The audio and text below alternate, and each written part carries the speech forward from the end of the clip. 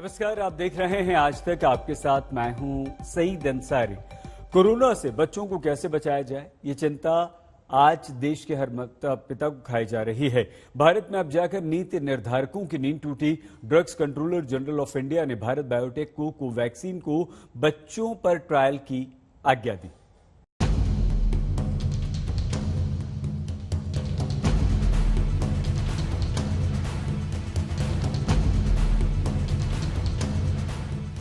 सवाल 45 करोड़ बच्चों का था।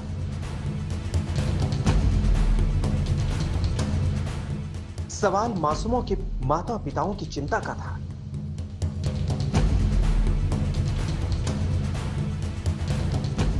सवाल यह था कि कोरोना की दूसरी लहर जब इतनी तबाही ला सकती है तो तीसरी लहर के दायरे में आने वाले बच्चों की जिंदगी कैसे बचेगी, क्योंकि जानकार लगातार कह रहे हैं कि तीसरी लहर में जोखिम बच्चों को ज्यादा है।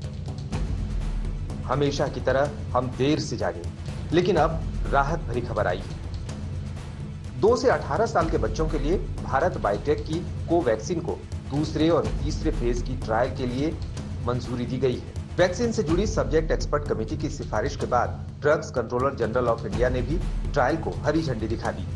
वैक्सीन का क्लिनिकल ट्रायल 2 से 18 साल के एज ग्रुप के 525 बच्चों पर दिल्ली, पटना और नागपुर सहित देश के अलग अलग अस्पतालों में किया जाएगा।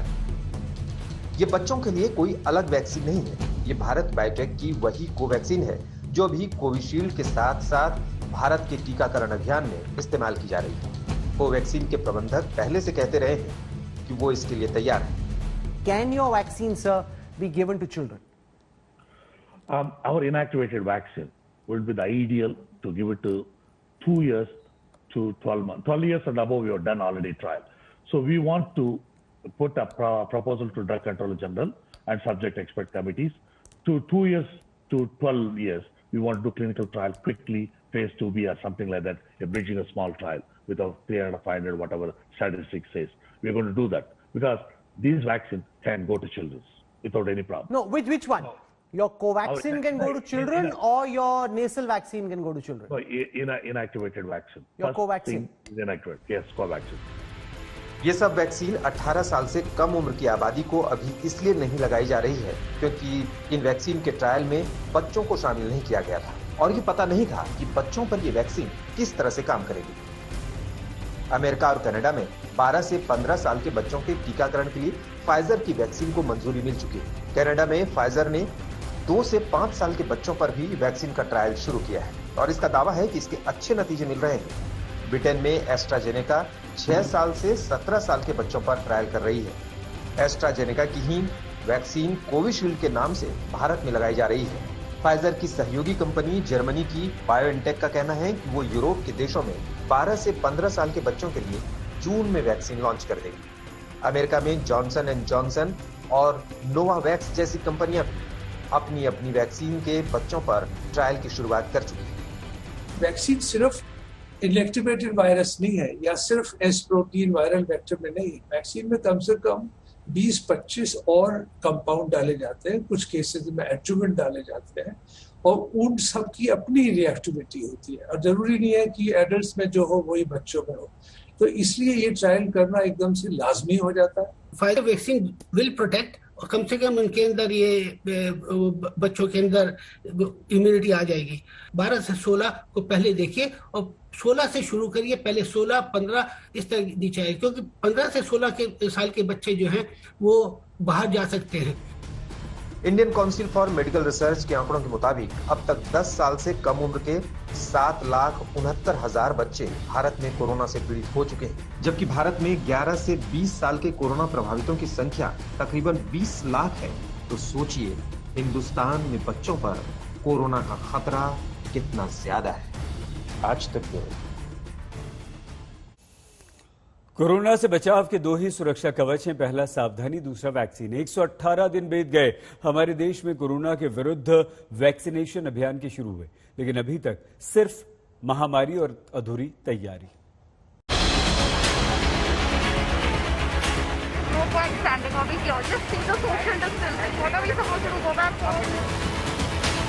रोज परेशान करते हैं। 50 रोज हो गए, लगाए, अब ये बेकार हो जाएगी। ये सन्नाटा बताता है टीकाकरण का हमारा अभियान रास्ता भटक गया है।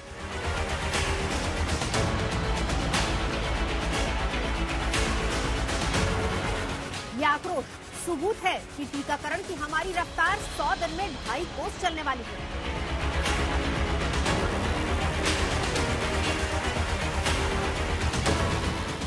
एक 130 करोड़ की आबादी, 118 दिन का अभियान और हालात आपके सामने हैं। जो वैक्सीन उपलब्ध है उसके लिए मारामारी चल रही है और जिस वैक्सीन का टोटा है उस सेंटर पर सन्नाटा है। सबसे पहले दिल्ली का आज का हाल देख लीजिए। कोवैक्सीन की किल्लत दिल्ली पर भारी पड़ रही है। दिल्ली सरकार ने भारत बायोटेक से कोवैक्सीन मांगी है, कंपनी ने हाथ खड़े कर दिए। आज नौबत यह है कि जिन्होंने वैक्सीन का पहला डोज लिया है वो दूसरे डोज के लिए दर दर मारे मारे फिर रहे हैं। दिल्ली में वैक्सीन की उपलब्धता को लेकर के सवाल है, क्योंकि दिल्ली सरकार ने कहा है कि कोवैक्सीन जो कि भारत बायोटेक की है उसकी कमी है, उसका जो स्टॉक है वो समाप्त हो गया है। लेकिन हम जिस अभी वैक्सीनेशन सेंटर पर खड़े हैं ये कोवैक्सीन का ही वैक्सीनेशन सेंटर है और यहाँ पर लोग आए भी हुए हैं, उन्हें बताया भी गया है कि आज कम से कम कोवैक्सीन है। कल आप लोगों ने भी सुना होगा कि कोवैक्सीन नहीं है, तो आज कुछ मन में शंका थी? नहीं, वी वर श्योर कि वील गेट कोवैक्सीन टुडे। हमने जब कल बुकिंग करी थी तो उसमें क्लियरली दिखाया था कि कोवैक्सीन अवेलेबल है, तो होपफुली वील गेट इट। चलिए, ये है और यहाँ पर आपको दिखाएं कि बहुत सारे लोग इस समय जो इंतजार है वो कर रहे हैं कि कब वैक्सीनेशन शुरू होगा। आप लोगों को लगता है क्या कि जिस तरीके से अब आज हो सकता है कि कोवैक्सीन हो लेकिन आगे वाले दिनों में दिक्कत हो सकती है, तो इसकी का इंतजाम पहले से करना चाहिए? इसका इंतजाम पहले से डेफिनेटली करना चाहिए, कंसीडरिंग कि हमारी कितनी पॉपुलेशन है उसके हिसाब से पूरा डेटा कलेक्ट करके कोवैक्सीनेशन उतनी मैन्युफैक्चर करनी चाहिए ताकि सब लोगों को मिल सके। और डेफिनेटली अगर फर्स्ट डोज आपको कोवैक्सीन मिल रही है तो सेकंड डोज बहुत ज़्यादा इंपॉर्टेंट हो जाएगी, क्योंकि आपको कोवैक्सीन ही लगे, तो वो होनी चाहिए डेफिनेटली। कोई नहीं जानता ये संकट कब खत्म होगा। केंद्र सरकार ने गेंद वैक्सीन कंपनी के पाले में डाल दी। दिल्ली सरकार भी किनारे खड़ी हो गई। जिन्हें जिंदगी की फिक्र है वो बस खौफ और गुस्से में हैं। कोवैक्सीन ने कल हमें चिट्ठी लिखी है। उन्होंने कहा है कि साफ साफ कह दिया है उन्होंने कि हम वैक्सीन नहीं दे सकते हैं क्योंकि हमारे पास में वैक्सीन उपलब्ध नहीं है। मतलब आपने हमें कहा कि आपने 26 तारीख से प्लान किया, मन बनाया और उसके बाद आपने चिट्ठी लिखी 7 मई को, जवाब मिला 11 मई को और चिट्ठी भी 7 मई को क्या लिखा? हमारा इंटरेस्ट है, हमारे मन में इच्छा है कि हम खरीदें। इच्छा से नहीं होती है, नेगोशिएशन के कुछ फंडे होते हैं। मुझे कष्ट हो रहा है ये कहते हुए। नेगोशिएशन में एडवांस पेमेंट करना होता है जो आपने खुद माना है कि आपने एडवांस पेमेंट नहीं किया है। इस प्रकार से ऑर्डर प्लेस होते हैं जो आपने नहीं किया। तो ये हाल देश की राजधानी दिल्ली का है, जहां 18 से 44 साल के लोगों का वैक्सीनेशन बंद हो चुका है और अगर कोविशील्ड की डोज नहीं मिली तो 2 से 3 दिन में कई वैक्सीनेशन सेंटर्स पर ताले जड़ दिए जाएंगे। और ये सिर्फ दिल्ली की बात नहीं बल्कि ज्यादातर राज्यों में हाल यही है, जिनमें बीजेपी शासित राज्य भी शामिल हैं। लेकिन केंद्र सरकार इसको लेकर कितनी ज्यादा चिंतित है, इसका अंदाजा इस बात से लगाया जा सकता है कि राज्य सरकारों के सवालों का जवाब बीजेपी के राष्ट्रीय प्रवक्ता दे रहे हैं। दिल्ली से कुमार कुणाल के साथ आज तक ब्यूरो। हमारे देश के आधा दर्जन से ज्यादा राज्यों ने तीसरे चरण का वैक्सीनेशन अभियान रोक दिया। मजबूरी, वैक्सीन की कमी। राज्य सरकारों ने तय किया है कि पहले 45 साल से ऊपर वालों को दोनों डोज देंगे और उसके बाद फिर बाकी आबादी को। मतलब सबको वैक्सीन का लक्ष्य अभी बहुत दूर है।